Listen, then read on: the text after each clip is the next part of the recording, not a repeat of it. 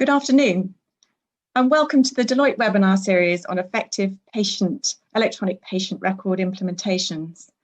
My name is Fran Cousins, and I'm a partner with the Deloitte Healthcare Technology practice. It's a real pleasure to welcome you to the first of 7 webinars that focus on all aspects of the EPR journey. Together with my colleagues from across our global practice, we'll share our knowledge and experience to help you on your journey. We're joined by over 100 people today from over 7 countries. So like our topic, we're a truly global gathering. Effective EPR implementations are complex, long-term transformatory projects. Navigating those journeys is exciting. The impact is ubiquitous and simultaneous across the organization when you go live with an EPR. It touches everyone who works there. And planning for successful go-lives begins at the point that you start your implementation.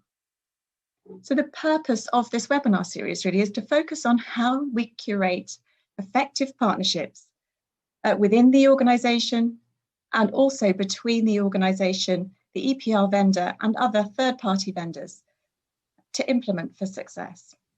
We'll highlight some of the common pitfalls that we've all faced in our experience in doing this for hospital clients and as hospital leaders ourselves. We'll share some of the key strategies necessary for healthcare practice transformation through EPR implementations. And this is a really key point. Our philosophy, and I know the philosophy of many of you who've joined today, is that implementing technologies and digital capabilities is all about transforming practice for the benefit of patients and caregivers. So the schedule of the webinar series starts today, and there's a monthly webinar until September. We focus on a number of different areas. You may ask, well, why have we chosen these particular areas? We've chosen them because these are the areas where organizations are most responsible for the actions. The vendor will be with you, walking alongside you throughout the whole process. But there are some areas where you as an organizational leaders, have got a greater level of responsibility and opportunity to execute these processes and practices effectively. So we wanted to focus on those to help you specifically. Today, we'll give you an overview of the whole journey, a little taster, as it were, that we'll then dive more deeply into in each of the sections as we go through the webinar series. The webinar series is designed to commence at the point at which you've selected your vendor, secured the funding, written the business cases, and the organisation is ready to go. We do, of course, recognise that there's an awful lot of work prior to that point. And if you'd like any support or advice in those areas, please do reach out to us. I'll hand now to Mark to talk through the agenda for today. Thank you, Mark. Great. Good afternoon and good morning, everybody. And thank you very much for joining our webinar series. I'm Mark Perlman, and I am the digital care leader for Deloitte globally and also a US partner. Very much appreciate everybody joining today. What we've done is to try to bring the best of Deloitte and some of our global experts to help you through this series. And as you will see through the group of monthly webinars, we're going to bring experts that have experience and quite great qualifications. Joining us today are 3 of my colleagues in particular. First, Nick Wong, who has over 20 plus years of EPR experience working with multiple vendors. He's led very large and very complex implementations and transformations, such as Mayo Clinic, as well as working at Kaiser Permanente and Cleveland Clinic. He's worked also in the UK and in the US doing EPR work. Meenakshi Krishnan, a pharmacist by background, is another one of my colleagues who has over 20 years of EPR experience, also working at large academics like New York University Medical Center, Yale, and Duke, as well as other more community-based organizations and private, such as Baylor Scott & White and Texas Health Resources.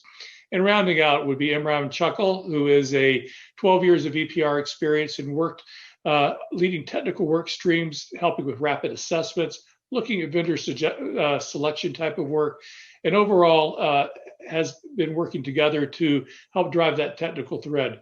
Between the 3 of them who are here today, we're going to be in a great position not only answer your questions and provide information, but as you start the journey, bring in the right expertise. As we start looking at our agenda, what I'd like to do is, as Fran was kind enough to share, this is a webinar series. So today, being the first one, it's an overview of many of the areas we will cover throughout the series. Today is the big picture.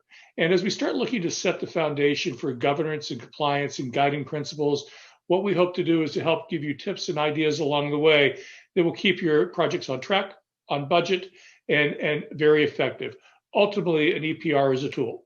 And the way that you apply the tool and the way you bring it into your organization will have a large effect, not only on the clinical benefit and the operational benefits for your organization, but the total cost of ownership. And ultimately, when we start thinking about that, there's many techniques that we've come into in our 22 plus years of EPR experience that will help you avoid the pitfalls along the way.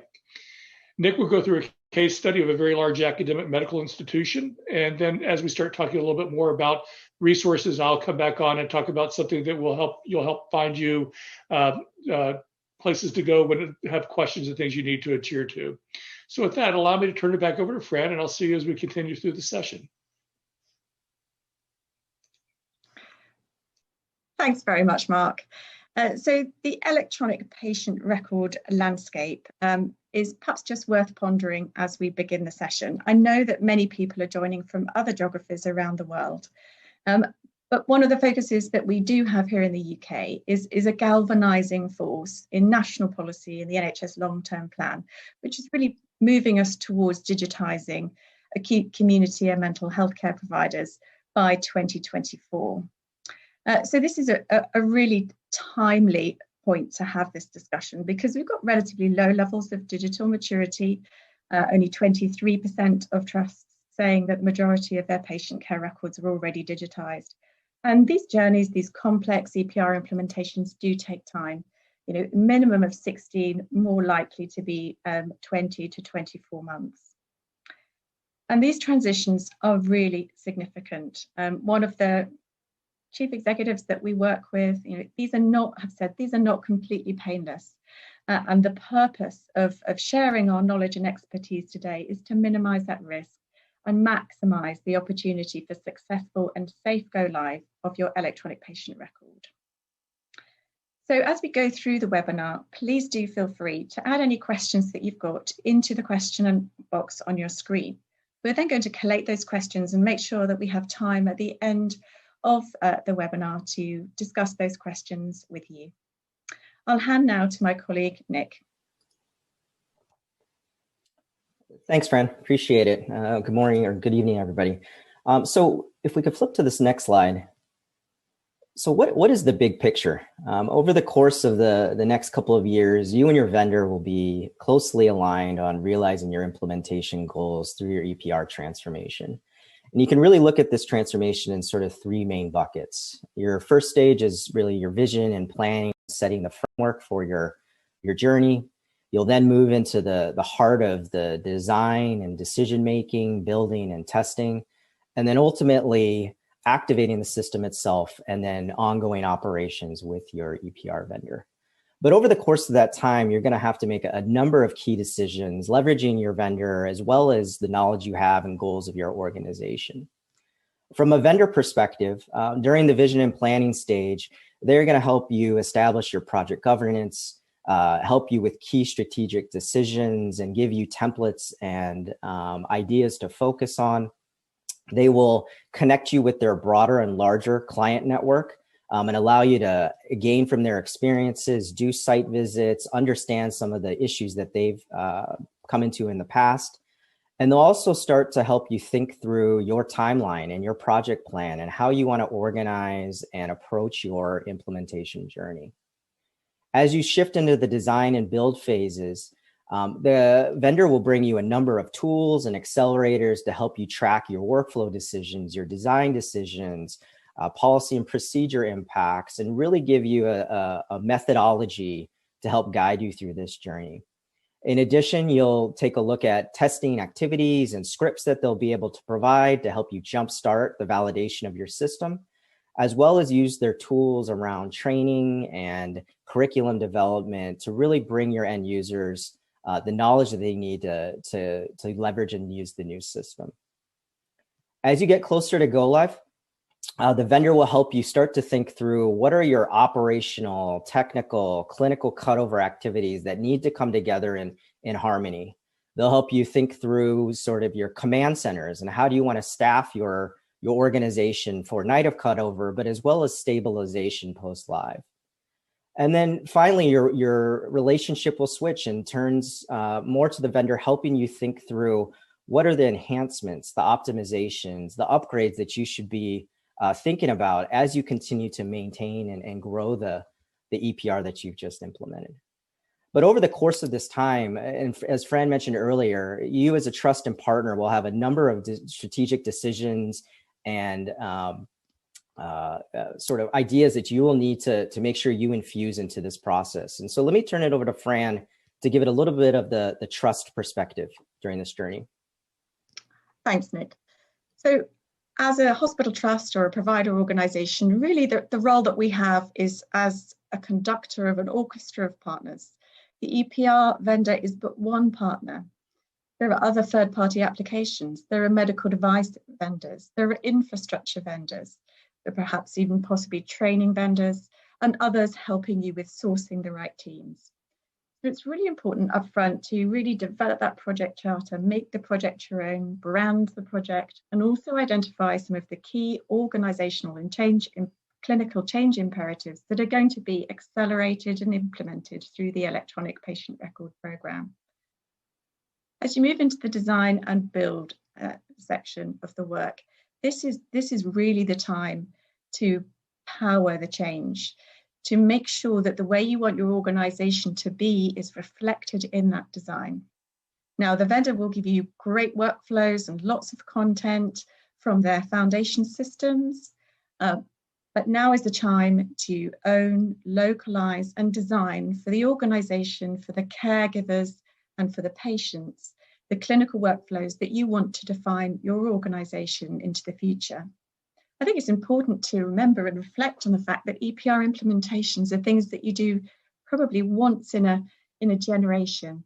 They're really long-term investments, and setting those foundations and that philosophy of enabling transformatory change through digital and technology is a really important moment in the organization's history. There are some really practical things to consider as well. What data do you migrate? How much do you migrate? From which systems? Where are you going to store all the data that you don't migrate? And these are all questions where your vendor can give you advice and put you in contact with other people who have dealt with these issues, but it's something that the organization itself needs to own.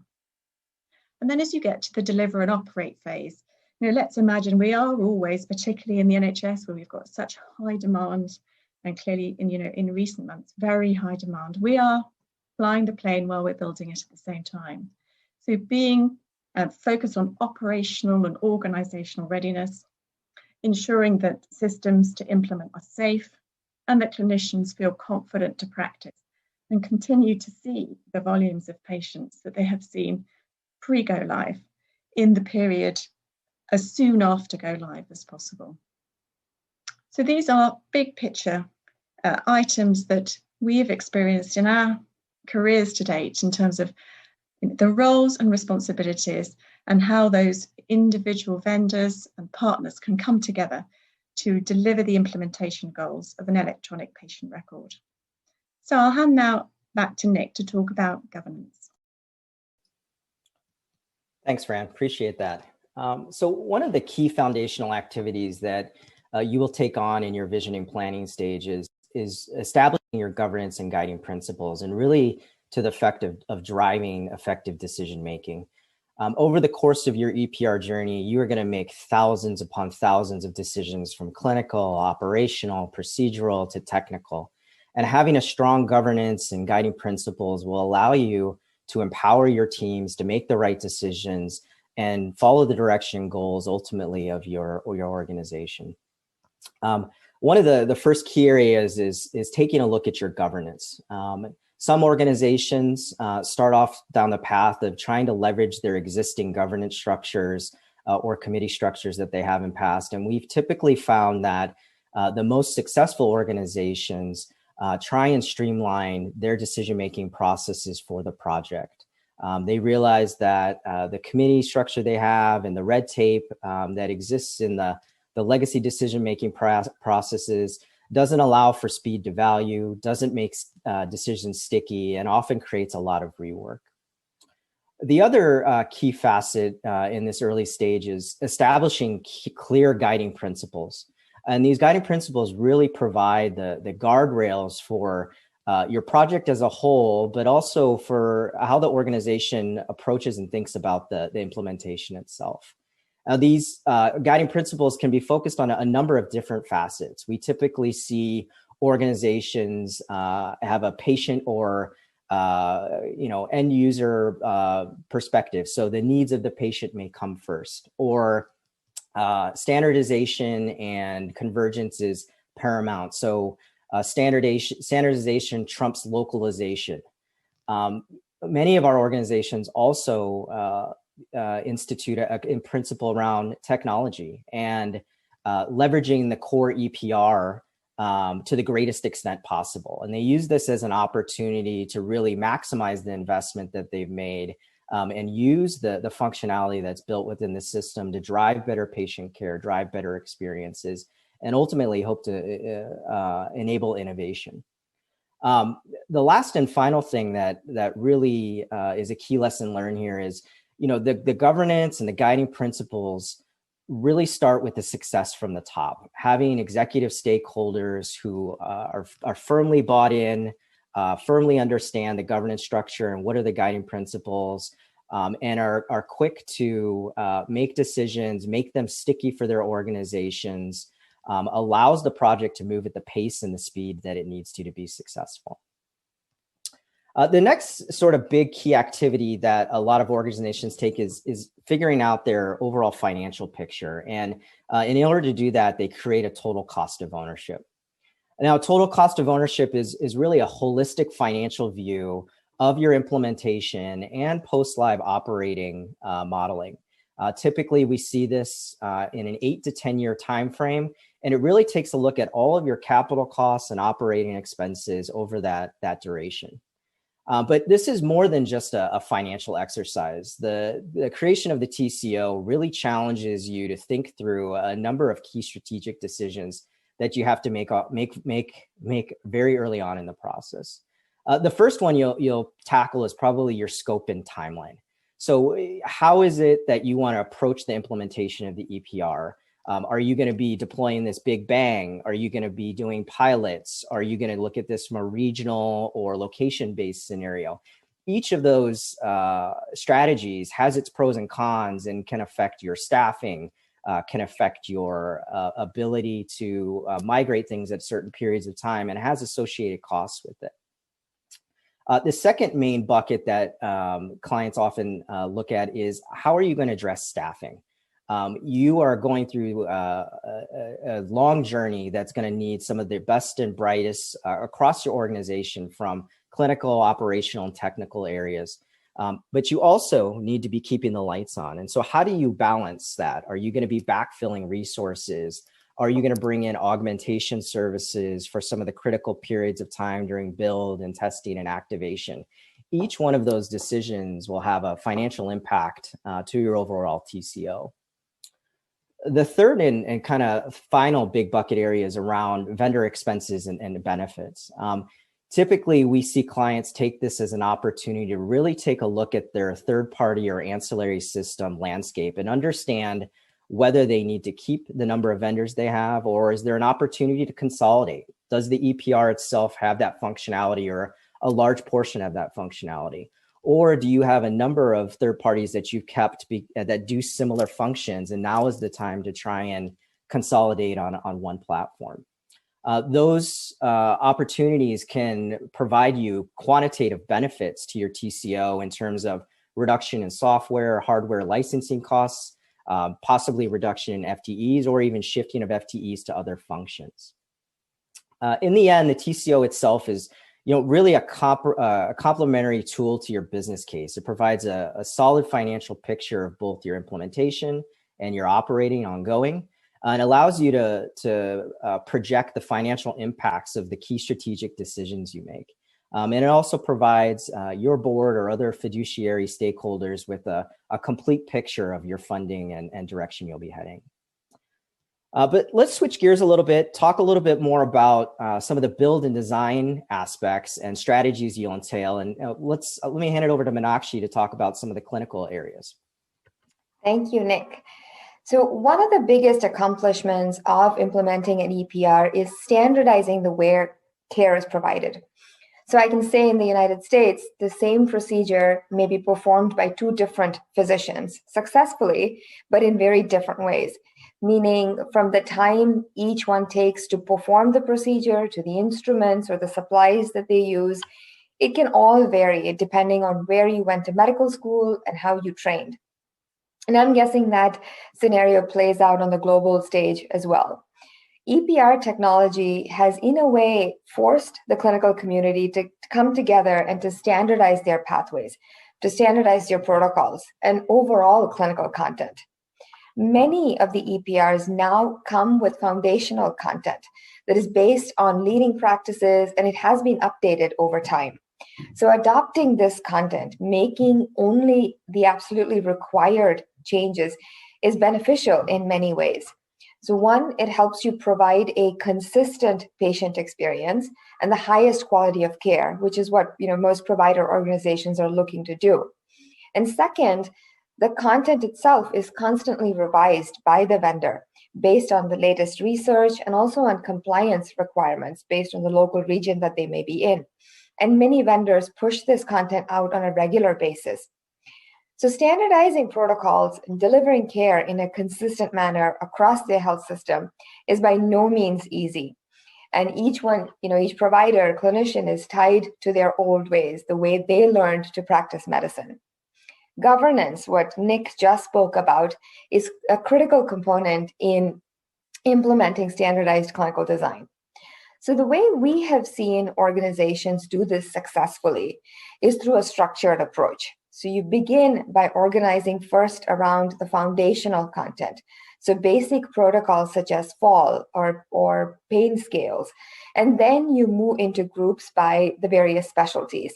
So be it surgery, oncology, cardiology, and so on. And you bring together an integrated clinical delivery team of your subject matter experts, your physicians, nurses, pharmacists, and in each of these specialties, when you get this group to jointly review, you discuss, and then decide on the workflows. That is what provides ownership, and eventually that's what leads to successful adoption.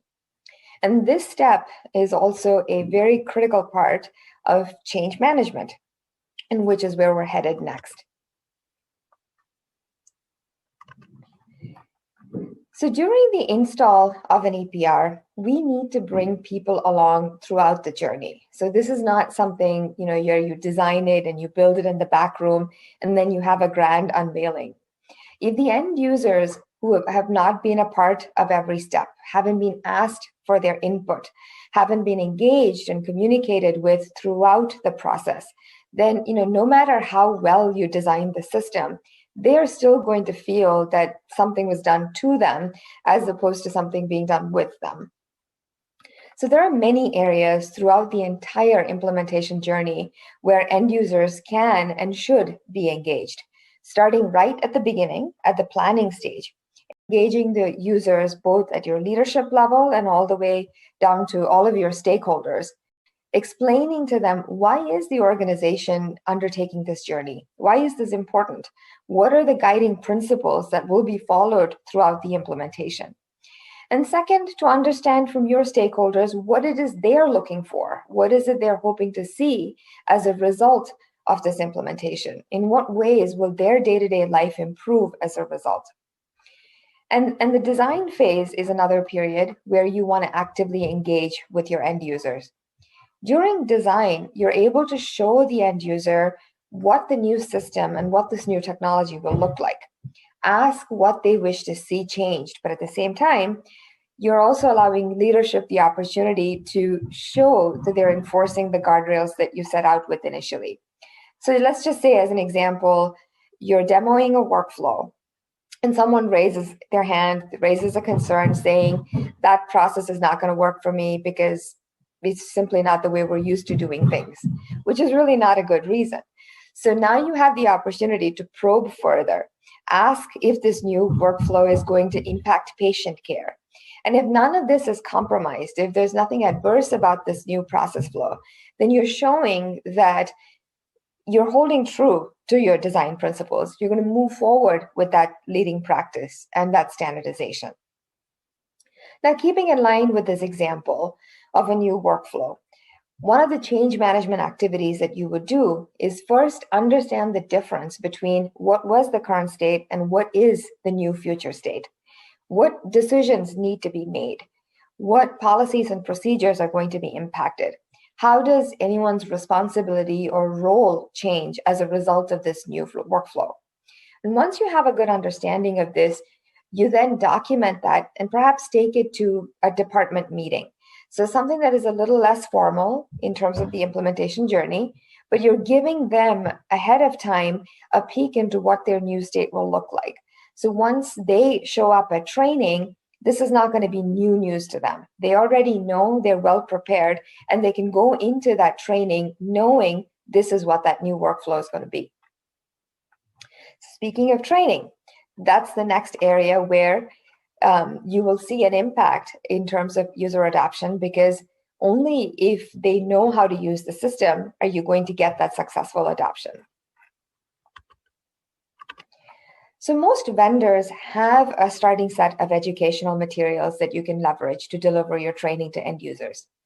However, the caution here is that those materials, and rightfully so, tend to be mostly vendor system specific, functionality focused, a little bit of a point and click in nature. And they will likely not reflect your customizations to the workflow, any small edits that you may have made. And it will not have any of your specific third-party vendors that you may have to engage with as part of your overall workflow. So for instance, if you're performing patient registration, say, you need to scan some IDs, you need to scan or verify insurance, and these are all steps that may not be begun in the core EPR. They may have the data stored there, but you do still have to access other systems along the way. Or say in the case of a nurse who's administering a medication. So he or she will scan a barcode, and what information does that capture? Is there anything else that the nurse needs to input manually in order to complete the documentation in that chart? So at the end of training, your goal should be that your nurse or your pharmacist or your registrar walks away knowing what his or her day is going to look like end to end, and not just, what is part of that new system. So now let's take a look at curriculum development. So again, in the US, I'll give as an example, depending on the organization, the size, the location of the organization, not all roles are consistent. So as an example, if you're a nurse at a smaller facility, you may be talking about taking on some registration functions because that is something that is required and you don't have a dedicated registrar. So the challenge then becomes, how do you make sure that people performing all of these roles with the additional responsibilities are all covered under the various training tracks that you design? And finally, training logistics. So we all know that our world looks a lot different now than it did a year ago, and how training is delivered has also evolved as a result. So typically, there is a combination of online learnings that you need to complete ahead of going into your in-person sessions in order to complete the full training requirement. But now with the pandemic, and even beyond that, with the cost implications of having everyone do everything in person, people are rethinking that mix. So how much can you get done online? How do you weave in the interactive exercises to make sure that people are still paying attention? And I know many of us have kids in virtual school, so we all know how that goes. And finally, what components must be completed in person with access to all of the required devices? So something else to think about from an operational perspective is, how do you free up your staff so that they can attend the needed training? I mean, you still need to keep the lights on, you still need to see patients and provide care, but how do you switch schedules? How do you backfill so that all of your staff is able to attend that required training? And now I will pass it off to Imran. Thanks, Meenakshi. Hello, everyone. This is Imran. I'm here to talk to you about the strategies for technology, and then we're going to move into testing. The global healthcare IT market size was valued at approximately $75 billion in 2022 and is expected to grow at a compound annual growth rate of about 11%. Given that market size, we still continue to see organizations struggle to make the right level and type of technology investments. As Nick highlighted earlier, governance and defining a clear TCO plan is instrumental to any EPR project and must include both the business and the IT. However, we still see a lack of integrated planning. Integrated planning seems like common sense, but the fact is many organizations continue to perform their capital decision-making for IT as a separate process. A well-prepared IT organization puts the patient at the center of the universe, and there's clear communication pathways for clinicians, patients, and stakeholders, and ultimately providing high-quality treatment for everyone. In order for organizations to have a clear technology strategy, the first step is to review the organization's current state and identify any gaps in what exists today so that they can make the right level and type of technology investment. Ultimately, it's a build versus buy decision. Once that current state is defined, then you move into defining what your future state would look like, having a clear implementation roadmap that is prioritized, as you can't build everything under the sun. The reason many of our clients choose us is because we bring structure, we're analytical, we're experienced, and have the right tools, best practices to successfully deliver in these areas. As I step through these 9 areas, I'm going to highlight a few of the pitfalls that we've commonly seen. Starting with infrastructure and IT. This is the heart of the technology stack and ecosystem. It includes your architecture, your hardware, your software, environment, hosting, and supports the overall IT vision and strategy. Next, we have biomedical devices. These are your vents, your pumps, anesthesia monitors, your end user computing devices like your PCs and PDAs and tablets and peripherals. While working on similar EPR implementations, we've seen one of the key challenges is around communication gaps between the vendor, supply chain, procurement, and ultimately the project team, which leads to several delays with build, testing, ultimately the deployment, and then finally the go live. Next, let's talk about security. This doesn't just include the user security for the core EPR, but also the broader identity access management. In our experience, this is one of the top 3 issues we see at every go live. So one that we should never take lightly. Interoperability is next. This includes setting up your integrations between the core EPR and your third parties and coordinating with all the various vendor resources to ensure that every segment, field, and value from source and target systems are built to specifications and will function well during go live. Next, we have data conversion. This is, again, an instrumental piece, and the most fundamental to it is understanding the scope of the conversion. What is truly important to have versus nice to have? We don't always have to follow the no data is left behind policy, especially when budget and time is constrained. Change management and release management. Many organizations lack clear documentation and well-defined plan for change management and release management. So having strict controls to keep the data as clean as possible, especially as you migrate from one environment to the next, is extremely crucial. Again, this has downstream impacts to testing, deployment, and ultimately the go live. Business intelligence and reporting is also a fundamental area that requires a very clear strategy with clear requirements, prioritizing exactly what report, KPIs you're measuring against. And the foundation of it all is your data model, and the actual strategy that you're building should be holistic. And then finally, I'll round it out with downtime planning. This is often an area that's overlooked and considered as an afterthought. This not only includes your business continuity planning, your reporting, but also the policies and procedures, your SLAs, and how this ties back ultimately to high availability, disaster recovery, and your overall downtime plan.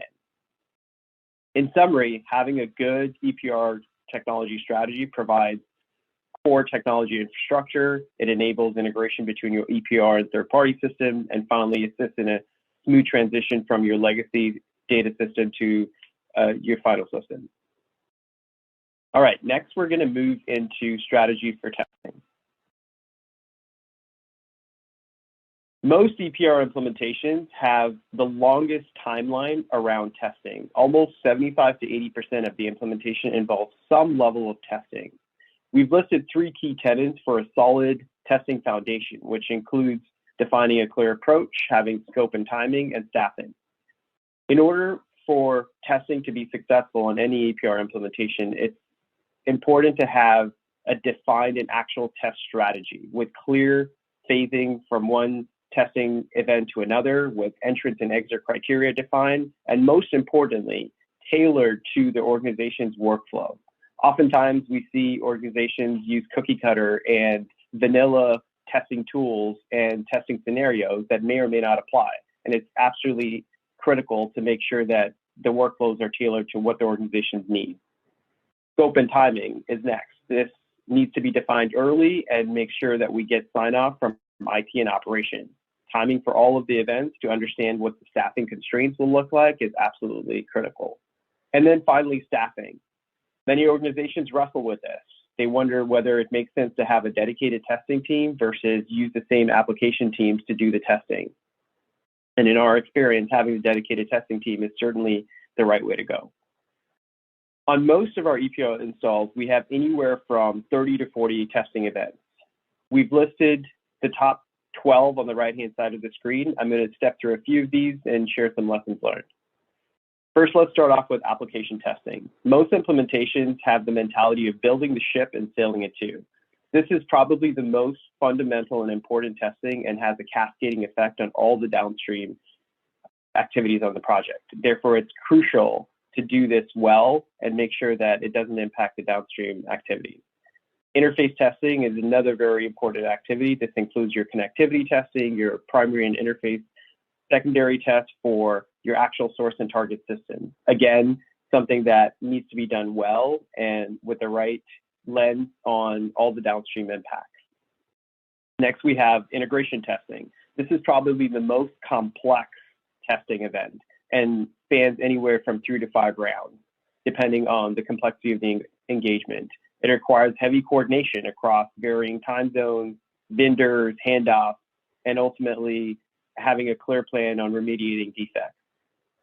Next, we'll talk about billing testing. In the US, we call this parallel revenue claims testing, where we compare our prior claims from a legacy system to how it would look in the new EPR. Now, when you have a greenfield site and where there's no legacy system and there's no prior data, how do you come up with source data to compare with? And ultimately having a clear plan on what the coding looks like and making sure the right procedures, drugs, and medications carry over to the right claims is instrumental to making sure that this testing event is successful. Finally, I'll talk about user acceptance testing. This is your basic testing that involves working with operations to ensure that the actual workflows make clinical sense, and you're testing the handoff between caregivers and various departments to make sure that your go live ultimately is successful. As Fran had stated earlier, we do have a testing webinar series coming up, so we will be doing a deeper dive into testing. Finally, to round out, I'll say testing is absolutely instrumental to reducing the overall risk, surfacing issues early, and improving the adoption of the EPR. I'll now hand it off to Nick to round us out with a case study. Thanks, Imran. If we go to the next slide.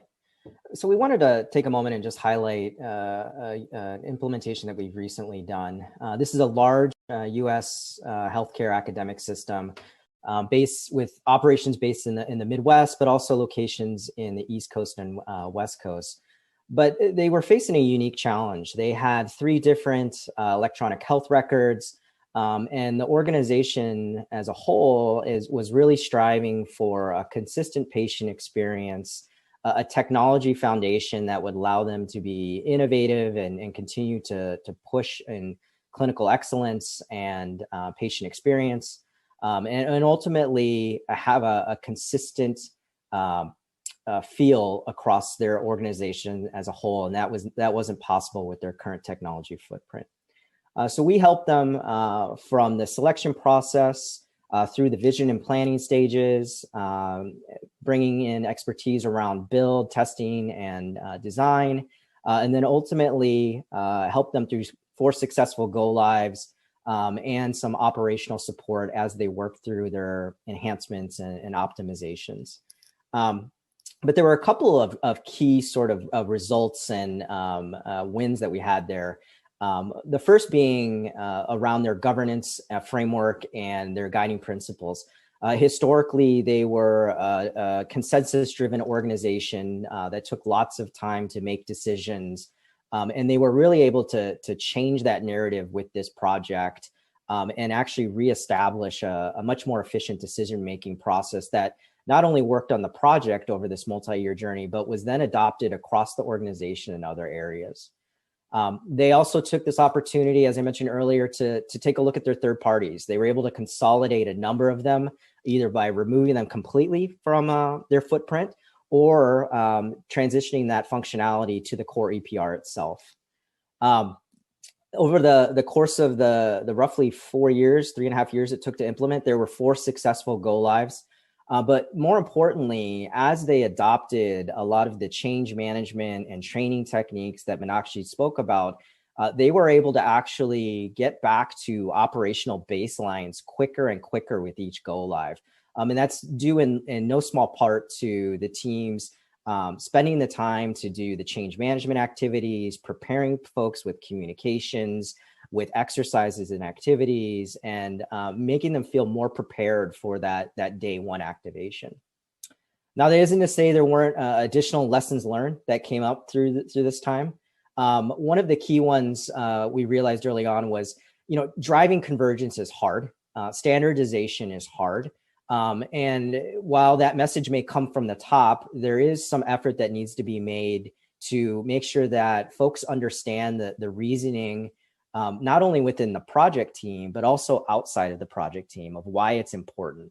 While the core project team is focused on the decisions around the EPR and the workflows, you're going to be reaching out to folks across your organization, and they need to understand what is the goal and why you're trying to drive particular decisions in a certain way. As I mentioned on the second one, those departments and specialties that spent the time doing change management, organizational change management activities, like workflow dress rehearsals, like tabletop exercises, like walkthroughs of their department as you got closer to go live, were better prepared and understood where they may have issues, where they may need tip sheets, or where we may need to apply more at the elbow support at go live to help them in certain areas.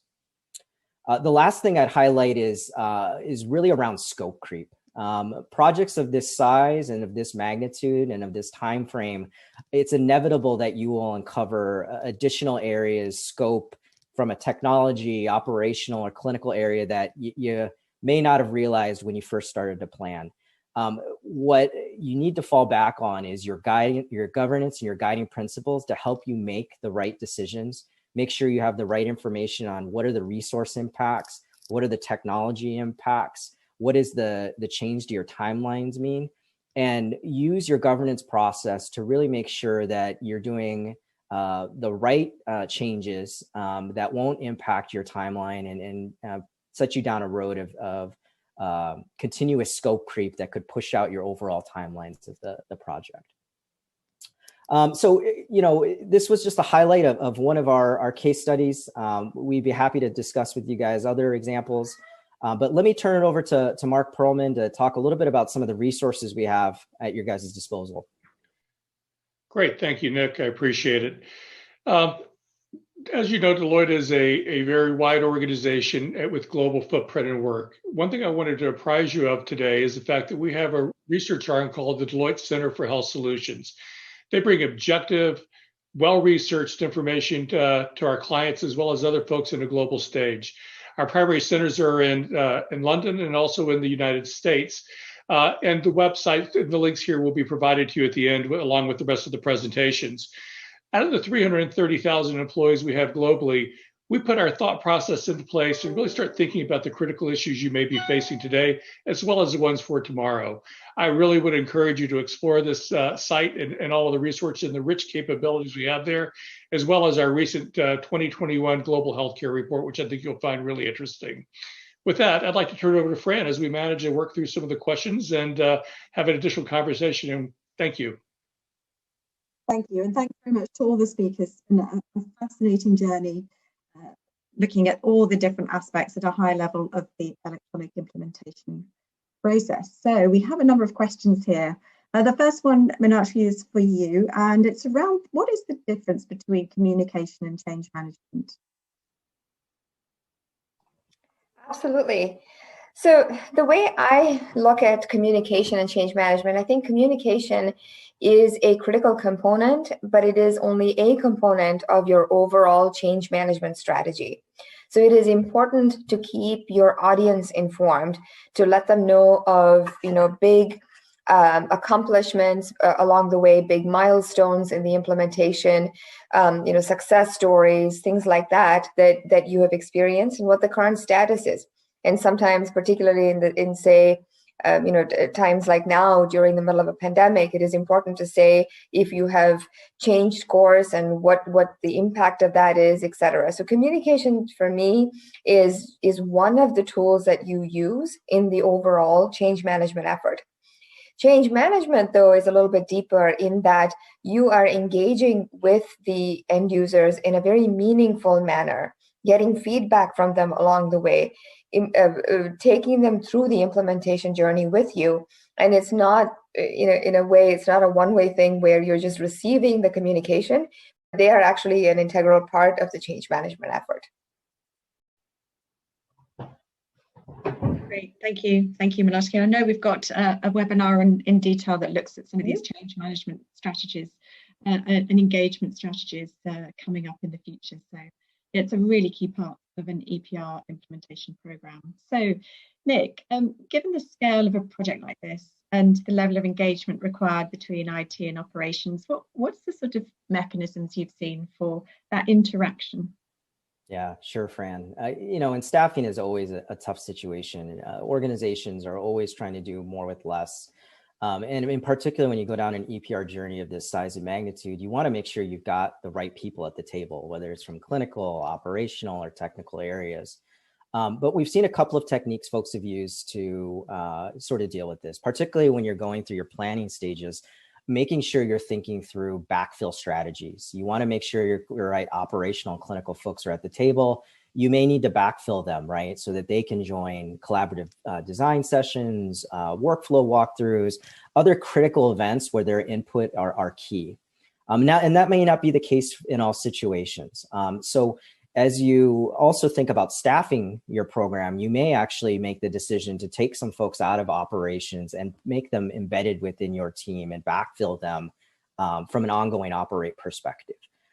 The other technique that we've seen, Fran, is some organizations know they will hit big periods of work, particularly around build or testing or even activation areas. And they may look to other third parties or even their vendor for augmentation services to help them get through those humps. But I will say one of the best practices is to make sure you are continuing to educate and grow your staff. They are critical not only for the implementation, but your ongoing success and building a comprehensive EPR.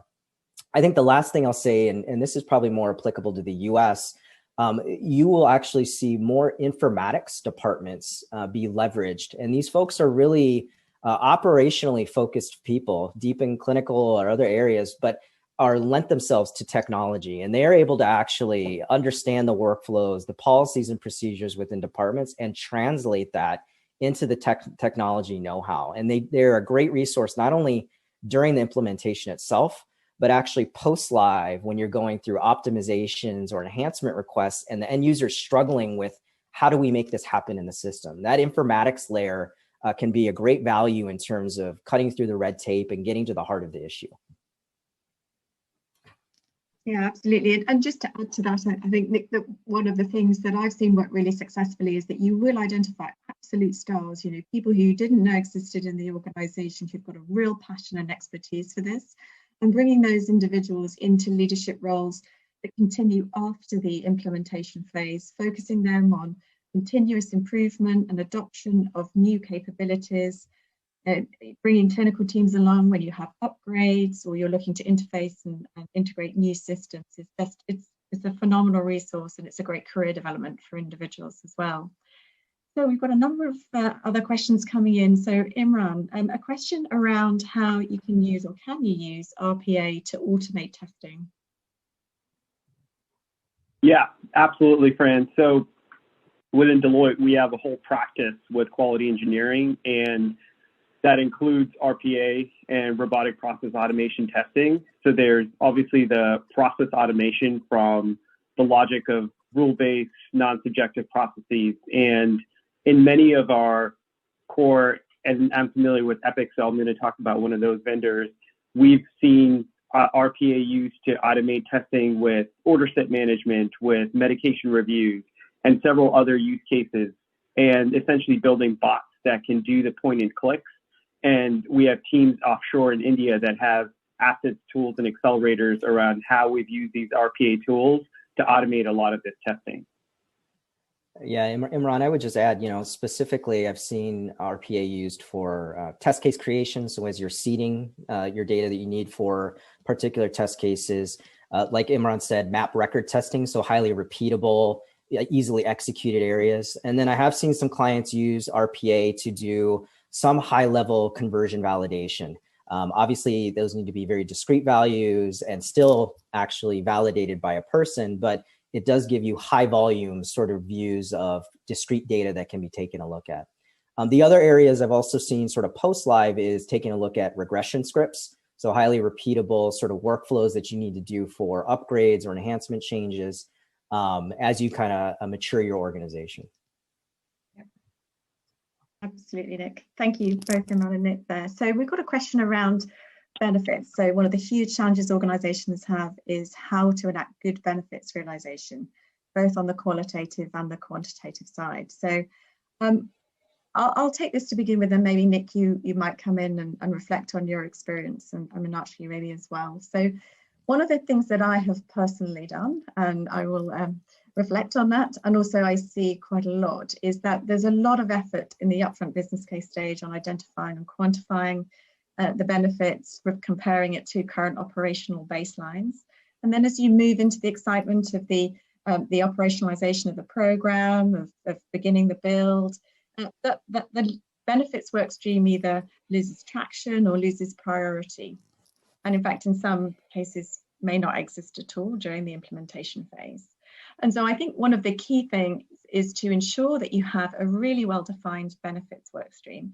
And that benefits work stream takes the individual benefits that are defined in the business case and then understands the actual content and workflow build requirements that will enable those benefits to be delivered. And I'll just give you an example. I mean, a very classic example is the use of, is promoting antibiotic stewardship through the use of the electronic prescribing functionality within the EPR. Now that has huge qualitative benefits in terms of making sure patients receive the right antibiotics, and those antibiotics and their delivery route are appropriate and switched at a time that's in line with the antibiotic stewardship policies of the organisation.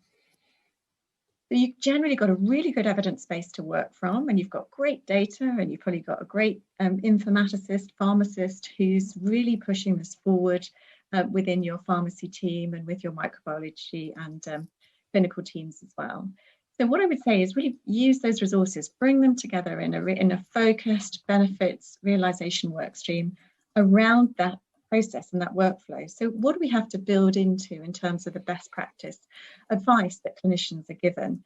Do we automate the switch from IV to oral antibiotics? If we do that at this point in the journey for these clinical indications, how much money are we going to save by swapping from IV to oral antibiotics?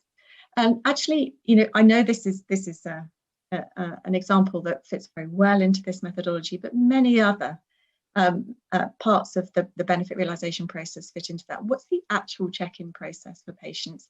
What does that need? Does that need someone sitting behind a desk, or actually welcoming patients at the beginning of their entry into the hospital? How does what the check-in process in the EPR experience feel like? How does that link to digital wayfinding? How are patients actually going to get to the clinic to see their relevant consultant? So these types of examples, if they're well defined with the right multidisciplinary team, and that multidisciplinary team is working alongside the application build team, then I think you can really track the benefits through the build process. You can pick up any challenges or issues that you need to address in training and in user acceptance testing. And then you've got a really good baseline from which to measure the impact of the electronic patient record functionality when it's implemented. So I know that's a very pharmacy focused example, but Meenakshi, would you like to add at all? Sure. I mean, the pharmacist at heart is very happy that you chose a pharmacy example there. And just to go along those lines for just another moment, medication errors is something that is very, very huge in the US, and I'm sure it's in globally as well, where either it's because of duplicate dosages or it's because of drug-drug interactions that providers are not necessarily aware of, allergies that people are not aware of. But now that all of this information is stored in a way that can be mined, where you have best practice alerts that can pop up and warn the physician that, a certain dose was already provided, or there is a certain other drug that is being prescribed and which might have an interaction that the physician needs to think through before either they go ahead or override. And the other part I want to focus on is, from an ancillary perspective, just test volumes. So anytime a patient is seen by a physician, more often than not, there is a test panel of basic, blood counts and things like that you would need. And the physician or the patient might not necessarily know when the last test was performed. And sometimes if it is within a certain period of time, you don't need to repeat those tests. Just because I didn't order it doesn't mean that the test result is not valid. They can just as easily look at the past results and know that what the outcome is and proceed accordingly. And this reduces a pinprick for the patient. It reduces your volume where it's unnecessary. And just the entire processing is not required. So it is a satisfier both for the patient as well as for the provider. And there's a quantitative benefit to that, and there's a qualitative benefit to that. Nick, anything else to add?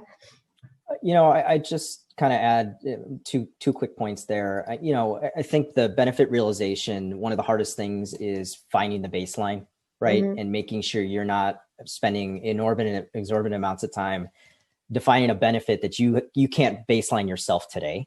Mm-hmm. I think the other sort of point that Fran made about being intentional and establishing a work group is a key success factor. If you are not continually revisiting this through your implementation journey, it is very easy to lose sight of these and try to scramble to figure it out at the end. And I've seen many of clients struggle with going back to their business case and understanding the benefits that they were supposed to be realizing. I do think the easier ones that we've seen, like I mentioned before, are really around some of the technology consolidation and efforts there. Those are very easy to define, and some of the low-hanging fruit that you as an organization can take a look at. Brilliant. Well, thank you so much to my colleagues for answering those questions, and for people on the call for asking them. And actually, there are many more questions that have been asked than we have been able to answer. So we'll make sure that we take a note of those, and we will address them in the rest of the series. So please do feel free to join us. And on that note, what I'd like to do is just to go to the last slide. Thank you all very much for attending today. We hope you found it interesting and inspiring and stimulating for your electronic patient record. And you'll see on the screen here the reference to our next webinar, which will be on the 25th of March and focus on workflow design. So please do join us and our colleagues, Denise Mancuso, who's a very experienced nurse with a lot of experience in change management and the design of workflows for a successful transformation of patient care. So thank you all very much indeed, and we look forward to seeing you on the 25th of March. Thank you. Goodbye. Thank you. Bye.